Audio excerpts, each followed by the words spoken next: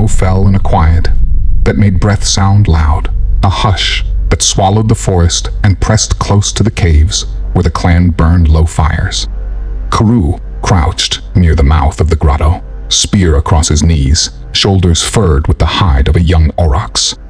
Behind him, children slept by the coals, and the elder shaman painted the wall with red ochre and animal fat, tracing fanged shapes that glared from the stone.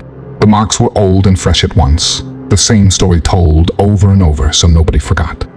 The blood wolf god prowled the night. It guarded the hunt. It punished the faithless. It was the ancestor reborn in muscle and teeth. It was hunger given a shape.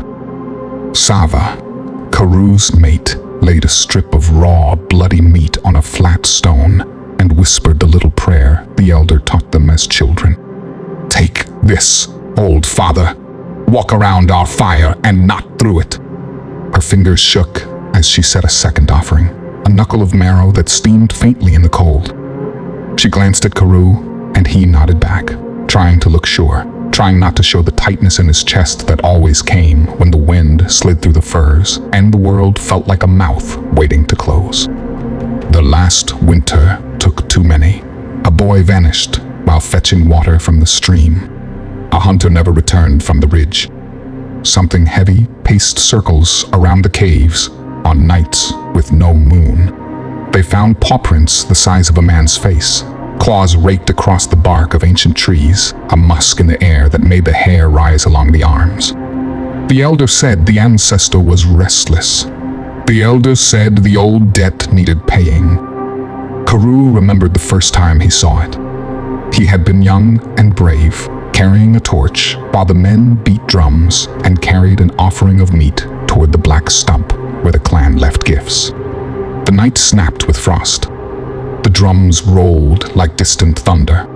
When the torch smoke shifted, he saw a ripple of darkness move between the trees, taller than any man, shoulders like stacked stones, a muzzle slick with breath.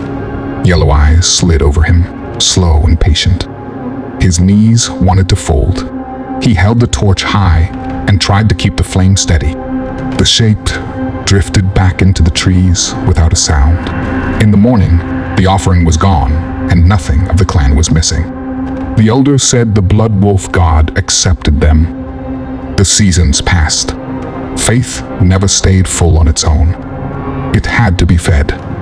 When the game thinned and fish grew shy in the river, when children cried from hunger and the snow stayed longer than it should, the elder spoke the old words that made the clan's stomachs turn. They would take from the people over the ridge. The ridge people raided their traps and stole a girl the year before. They deserved the fire and the knife. The men carved stone blades, sharper than teeth. They knotted ropes. They stained their faces with ash and red clay. Carew hated the thought, but he hated the way Sava's cheeks hollowed. He hated the sound of his son coughing through the night. He went with the hunting party and did what was asked. They struck the ridge camp at dawn, when the wind carried smoke away from their approach, and the ridgemen slept with their spears against a log. Carew moved with a low shuffle that left little trace. He breathed through his nose. He watched for the twitch of feet and hands. His spear's weight felt different when the dark shape on the ground was a man and not a boar. It still went in. The ridgemen fought, teeth bared, eyes wide with animal panic, but surprise and hunger favored Carew's clan. They took two alive. They bound their wrists with leather and gagged them with twists of hide. The elder greeted the party at the black stump, a twisted relic that sat in a clearing where snow never seemed to stay. He burned fragrant moss. He spilled deer blood on the stump's top. He painted the prisoners' foreheads with ochre and ash and spoke to the trees. He called to the old father. He said the clan gave what was theirs to give, that the pact must hold. The bound men thrashed and tried to spit around their gags.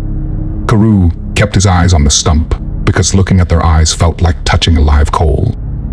Night fell faster than it should. The forest changed its breathing. A sound like wet leather sliding over bark drifted from the darkness. The prisoners stiffened. The elder lifted both hands and lowered his eyes. torchlight painted circles on the snow. Then the circles broke as something passed between them. Carew smelled fur, hot and iron-rich. He did not look away this time. He forced himself to see. The blood wolf god came in slow, on 2 legs, heavy shoulders rolling with each step, a head bigger than a man's chest, and a mouth packed with knives. Its coat drank the firelight. Its eyes threw it back. The clan knelt. Nobody spoke. The forest waited. The beast leaned over the stump and drew in the scent of blood. Its jaws spread and closed, peeled flesh from bone with calm, deliberate bites. It ate like a king. It took its time. Steam rose from the meat in the winter air, threads of muscle hanging from its teeth, dripping in long strings to the snow below. The sound of chewing filled the clearing, wet and heavy, louder than the drums had ever been. When it turned toward the prisoners, they made sounds no words could carry. The first thrashed so violently, the rawhide split skin from his wrists, blood running down his arms to the dirt. The beast lifted him as though he weighed nothing, claws hooked under ribs. It studied him with slow patience, yellow eyes unblinking. Then its jaws opened and closed, teeth sinking into his thigh. Flesh tore in a great strip, bone glistening beneath, the sound of it like a branch being snapped in half. The man screamed around his gag until it choked him. The beast tore again, slower this time, peeling skin back like hide from a kill. It chewed while he still twitched, swallowing chunks of him whole. The second prisoner tried to crawl away, though his ankles were bound, dragging himself through the blood pooling around the stump. He sobbed against the leather in his mouth, eyes rolling white, but the beast's paw came down and pinned him flat. Claws dug through his spine, locking him to the ground. The wolf god leaned down and bit into his shoulder, tearing his arm away in one savage wrench. The sound of sinew parting echoed through the clearing. The beast chewed noisily, blood soaking its muzzle, spraying the prisoners' faces as it fed. The first man was still alive, moaning low. The beast dropped him and bent low, its muzzle pressing into his belly. It opened him the way a hunter opens a deer, gutting him with deliberate swipes of its teeth, pulling out steaming coils of intestine. It draped them across the stump, tearing them off in mouthfuls, swallowing without pause. The stench of hot entrails filled the air, making the clan gag and cover their noses, though none dared look away. The elder whispered that the ancestor knew them now, that it would turn its head when it passed the cave, that the children could sleep. But Carew couldn't look away from the second man as the beast devoured him piece by piece. It started at his limbs, chewing his fingers, spitting out bone fragments, then crunching down his forearm until the marrow cracked. His body convulsed, back arching as blood poured from the stump of his shoulder. Carew's heart pounded hard and held Saba's hand until his fingers went numb, until the blood wolf god dropped the last shuddering piece of man into the snow and lifted its head to howl, muzzle drenched, steam rising from its jaws. For a few days, the woods felt clean again. The wind did not curl at the cave mouth with that hungry edge. The traps caught rabbit and fox. The river cut a channel through its armor and showed dark, moving water. Children laughed. The drums sounded like joy instead of warding. Carew wanted to believe it would hold. Belief sometimes felt like a fire you fed with your own breath. On a night when the moon wore thin white skin, a new light came. It hung far above the world at first, a cold star that moved where no star should. The clan gathered at the cave mouth and watched it glide from one side of the sky to the other. Slow and sure, like a hunter walking the ridge above a herd. Sava touched Carew's arm. "Is that a sign?" she asked, voice small. The elder stared too long before he spoke. "Another god walks," he said, and the way he said it made Carew's stomach twist. The light faded, then flared again, then fell like a coal shed from a brand. It vanished beyond the black pines, somewhere past the old river bend. The next day, the men found elk carcasses split open and emptied, hide peeled like wet bark. bones stacked in strange little pyramids. They found a tree with a snake of scorched wood running up its spine, char like lightning, but clean-edged, as if a hot spear had kissed it and gone. They followed tracks that were not tracks, little holes burned in the snow that stopped and began again. A perfect stride without weight. The shaman touched one with a stick and flinched when the stick hissed. The men spoke softly. The word passed from mouth to mouth until it felt real. Sky demon. That night, the wind carried the stink of blood that was not right. It had the bite of metal and plants, and something sweet that did not grow here. The clan kept the fires high. Carew stood where he always stood, spear ready, ears picking every small sound from the wide dark. Saba sang low to their son, a tune she learned from her mother, a tune for calling good dreams. Carew tried to keep his eyes on the trees, on the places where eyes would glow if the blood wolf god came to sniff the smoke and accept the little plates of meat. A scream cut the night. Not from the cave, not from their people. It came from the deer trail that ran toward the ridge. Carew took 3 running steps before Sava caught his arm. No, she breathed, but he had already loosed himself and moved into the firs.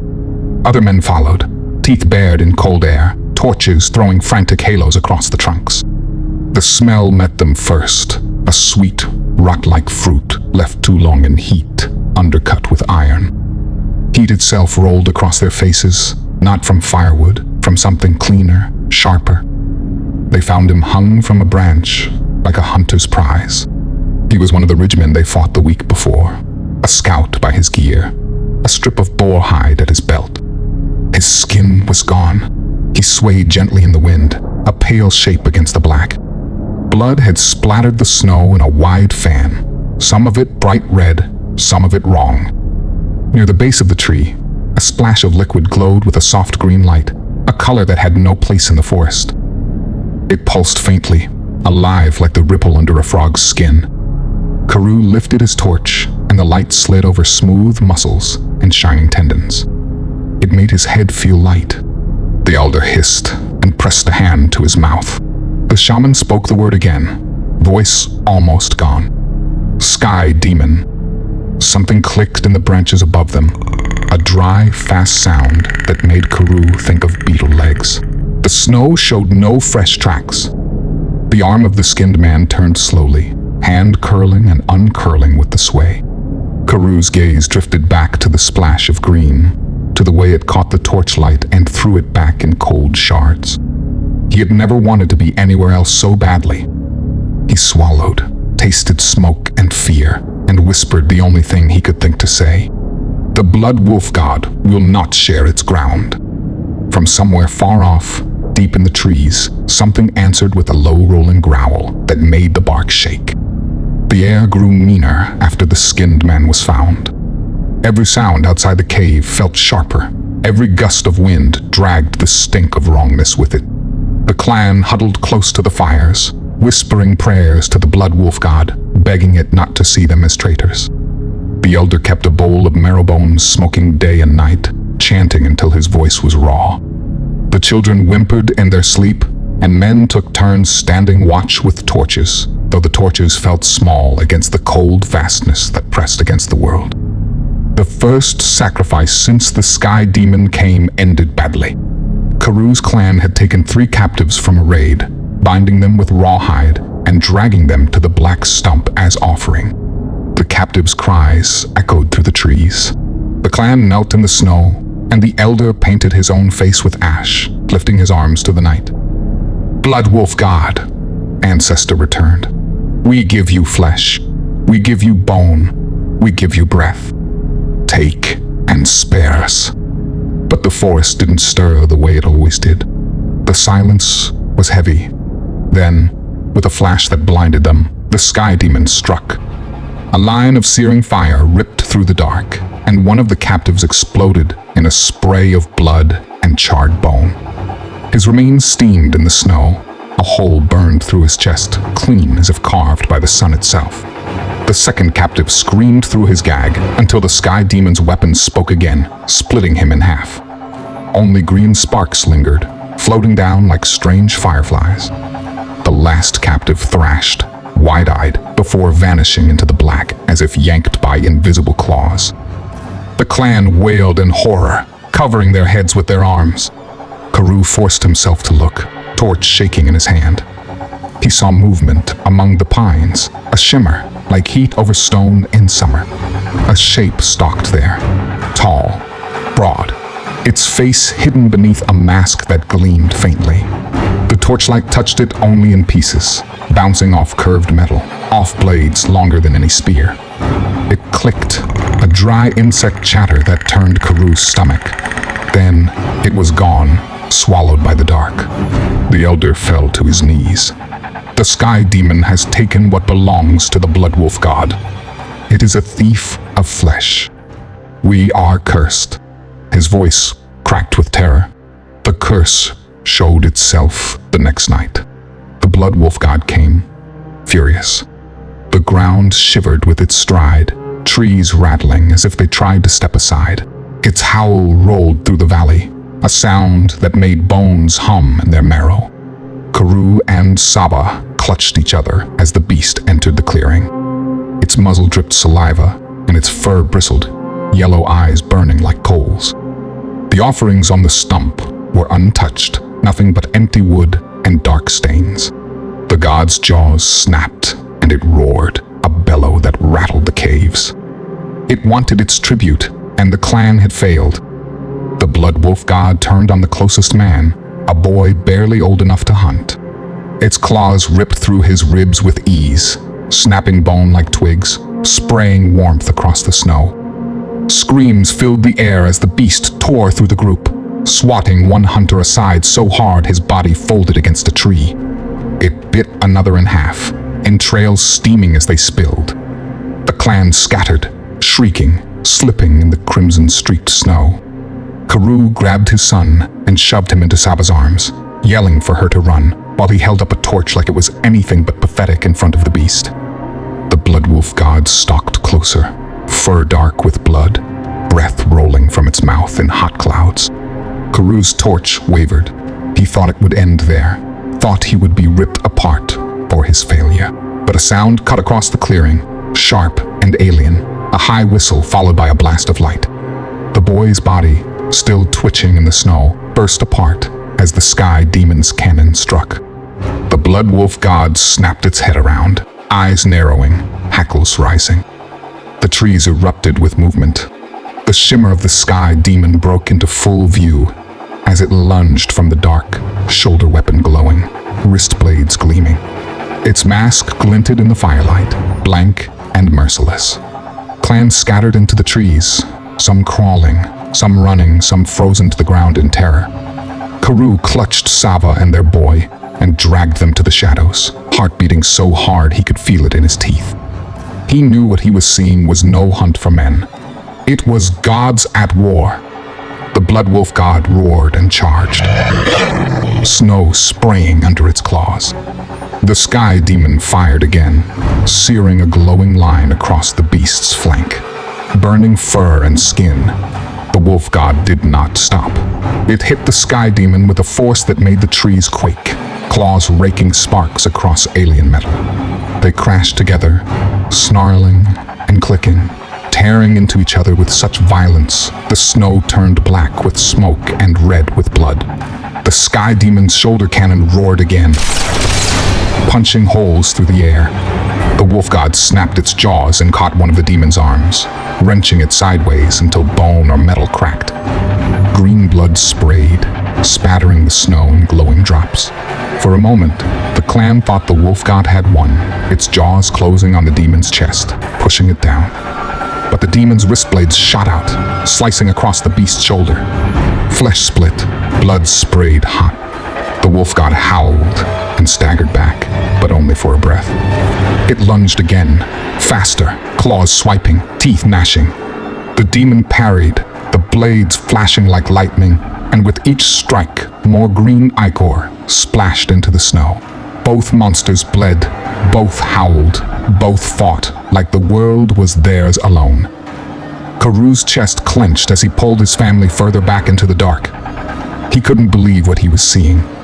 The elder had been wrong, he realized. The blood wolf god was no lone master. The sky demon had come to challenge it, to take its place. The land was theirs to spill blood upon, and the clan were nothing but scraps caught between jaws. The fight broke apart in sudden violence. The wolf god smashed the demon against a tree so hard the trunk split, bark raining down. The demon drove its blades into the beast's ribs. Both monsters reeled, both panting, both tearing away from each other, wounded but alive.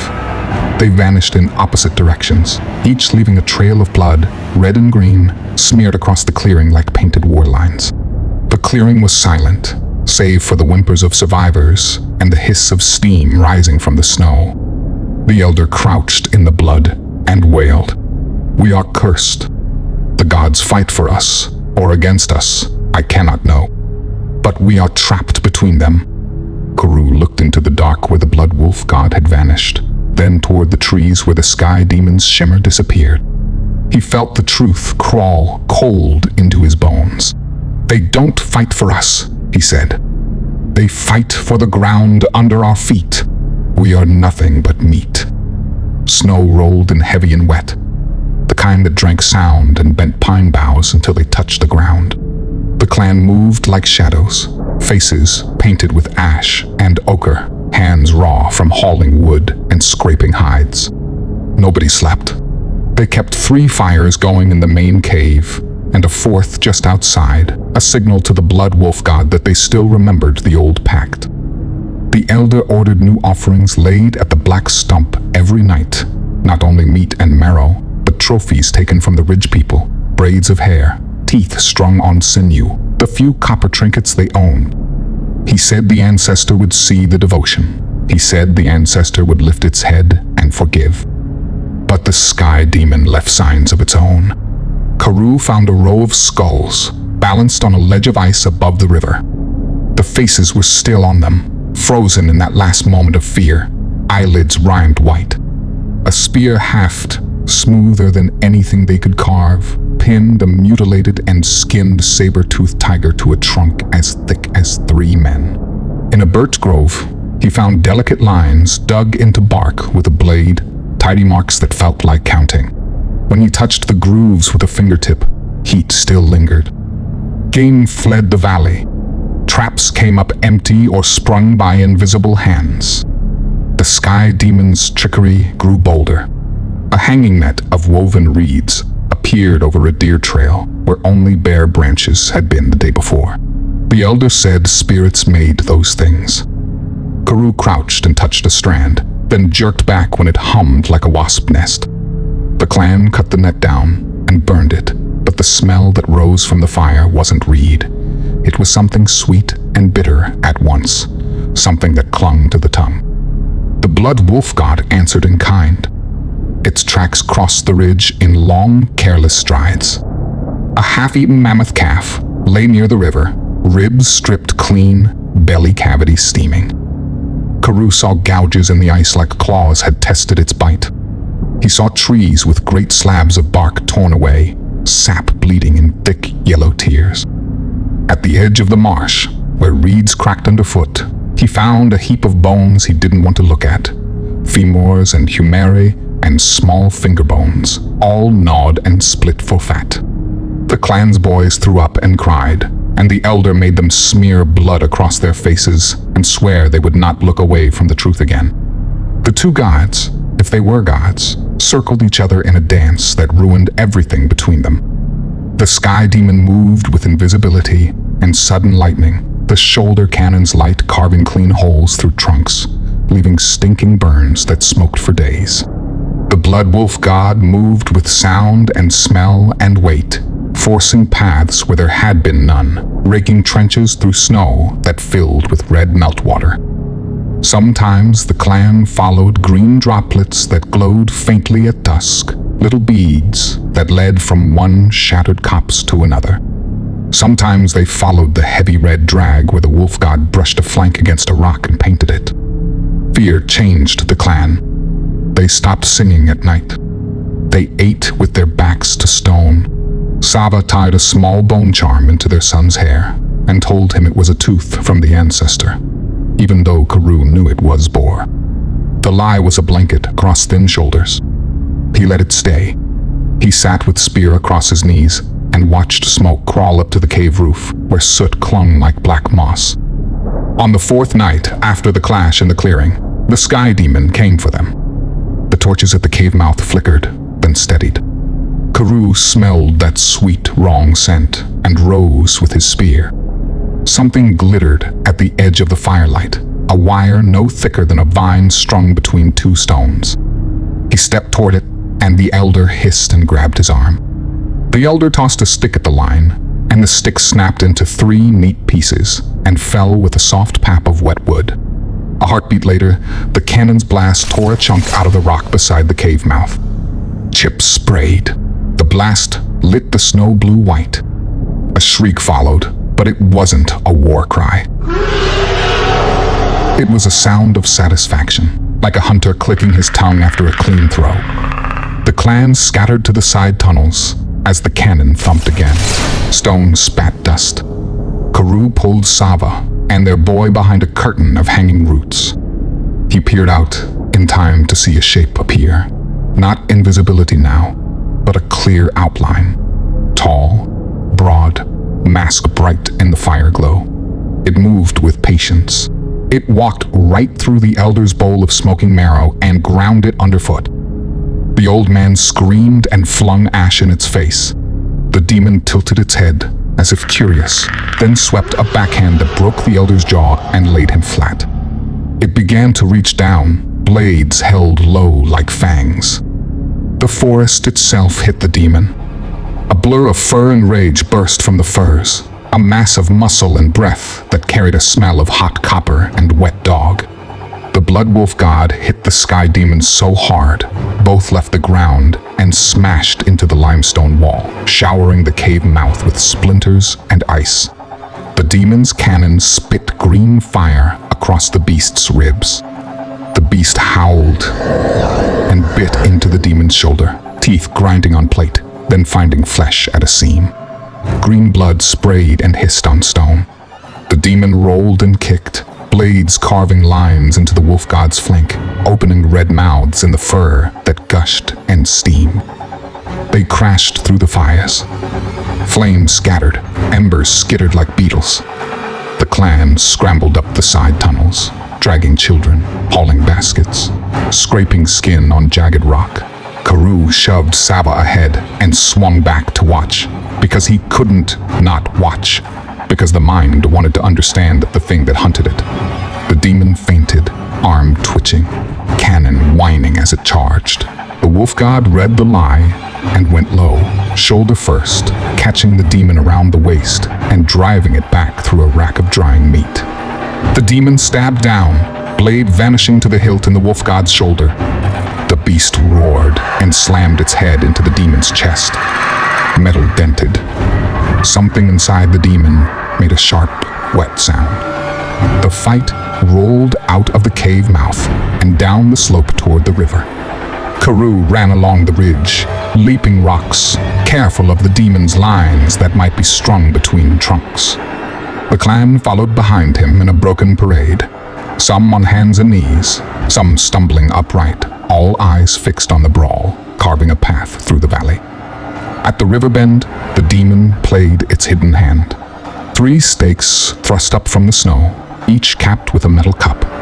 When the wolf god barreled through them, the cups spat coils that sprang open and wrapped its limbs, crackling with a light that made the hair on Carew's arms lift. The wolf god screamed, thrashing, jaws frothing, eyes blazing with a heat that looked almost human.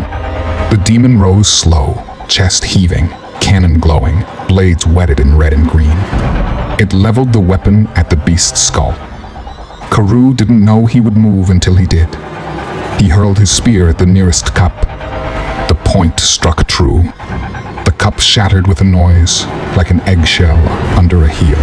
Sparks spat. The coil around the wolf god's forelegs slackened. Others saw and hurled too. Rocks, bone clubs, anything that would fly. 2 more cups broke. Another clung stubbornly, hissing, burning fur and flesh. The wolf god surged against it, muscles roping, paws digging furrows in snow.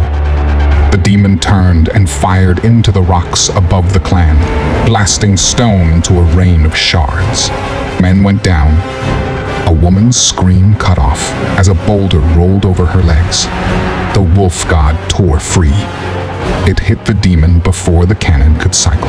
They went into the shallows together, ice plates breaking around them, water sloshing black in the starlight. The demon punched, blades sawing at the beast's throat. The beast raked, claws opening the demon's thigh to the bone, green blood spilling in ribbons that glowed under the water like trapped fireflies. The demon seized the wolf god by the jaw and tried to wrench its head aside.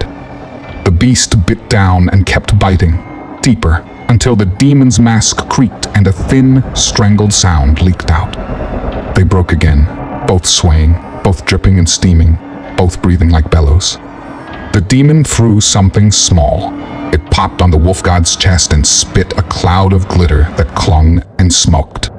The beast clawed at its own fur, grunting, and Carew smelled singed meat. The demon raised its cannon. The wolf god leaped. They collided in a burst of spray that painted the ice red and green at once. The clan reached the cliff that rose over the river bend, a shelf of stone that gave a clear view of the valley floor. They gathered there, bandaged and bleeding, eyes wide, fires behind them, smoldering low. The elder limped to the front, jaw wrapped in hide. He raised his arms to the stars and began to chant, not for victory, not for mercy, but for witness. If gods would write on this ground, he would read and remember.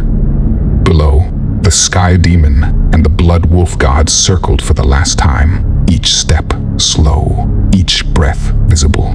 The demon's left arm hung wrong. The wolf god's shoulder opened with every move, spilling threads of red that smoked on the ice.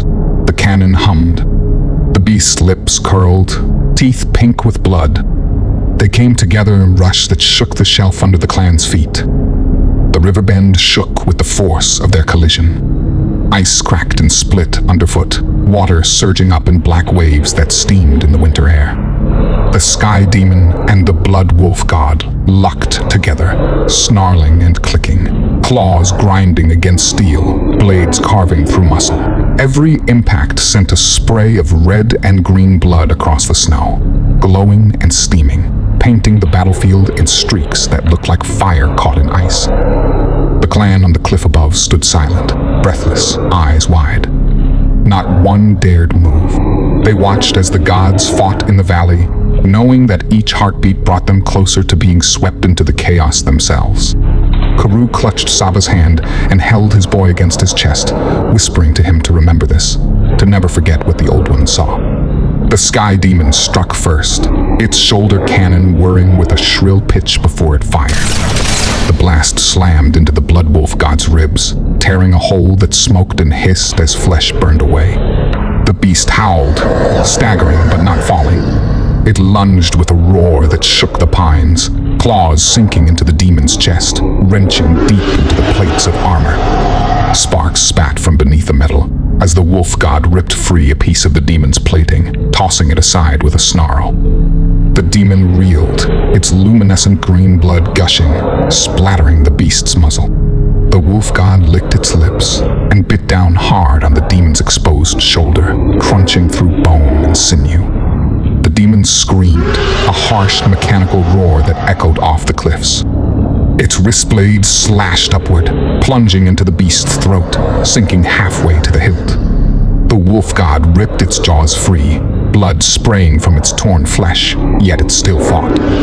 It slammed the demon into the ice, cracking the frozen river wide open. Both monsters dropped into the black water, vanishing in a hiss of steam. For a heartbeat, silence fell. The clan leaned forward, eyes straining. Then the river erupted. The blood wolf god burst from the water with the demon in its jaws, tossing it onto the ice with such force the sheet buckled beneath the alien's weight. The demon slid across the surface, scrambling to rise, blades snapping out with a metallic shriek. The wolf god bounded forward, fur slick with water and blood, eyes blazing with rage. They met again, claws and steel ringing in the frozen night. The demon ducked low, slicing the beast's belly open, spilling loops of steaming entrails onto the snow. The wolf god barely flinched, swiping a paw across the demon's mask, shattering one side of it. Half the alien's face showed now, tusks bared, mandibles flexing, green blood leaking from its mouth. The clan gasped. They saw the face of the sky demon for the first time. A monster, not a god. The elder fell to his knees, clutching his chest. Gods bleed, he rasped. Gods bleed, and we are their meat. The demon lunged, wrist blades plunging deep into the wolf god's chest. The beast howled, blood gushing hot onto the alien's arms, hissing against its glowing weapons.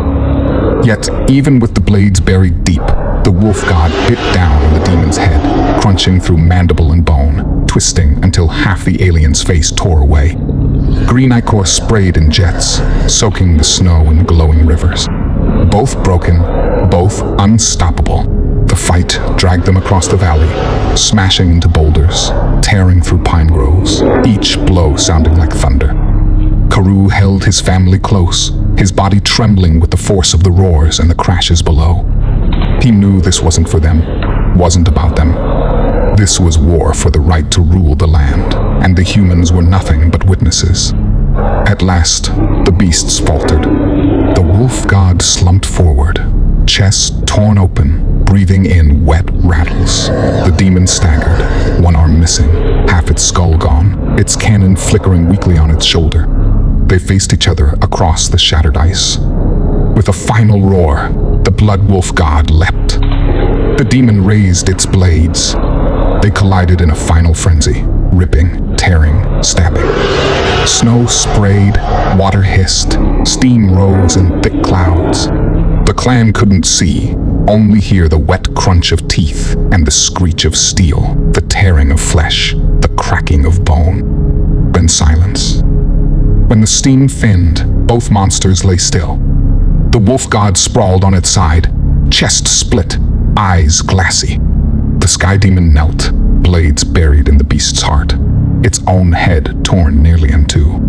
It twitched once, mandibles clicking weakly, then slumped forward against its rival. They died together, locked in their final embrace of blood and hatred. The clan stood in awe, unable to move. The elder whispered, "Two gods fought. Two gods fell. Their blood marks this land forever." Carew lifted his son into his arms. The boy's eyes were wide, reflecting the glow of the green ichor staining the snow. He would never forget it. None of them would. By morning, the survivors carved the tale into the cave wall. Shapes of a wolf-headed god and a sky demon with shining eyes. Bloodlines streaked between them. Men and women knelt below, arms lifted in terror and worship. The story would be told for generations, painted in firelight, whispered in the dark. They would call it the War of Gods. If you enjoyed this video, please don't forget to like and subscribe to Descent into the Unknown for more horror content. If you have any real cryptid encounters, or you're a horror writer wanting to share your stories, please feel free to email me in the description anytime.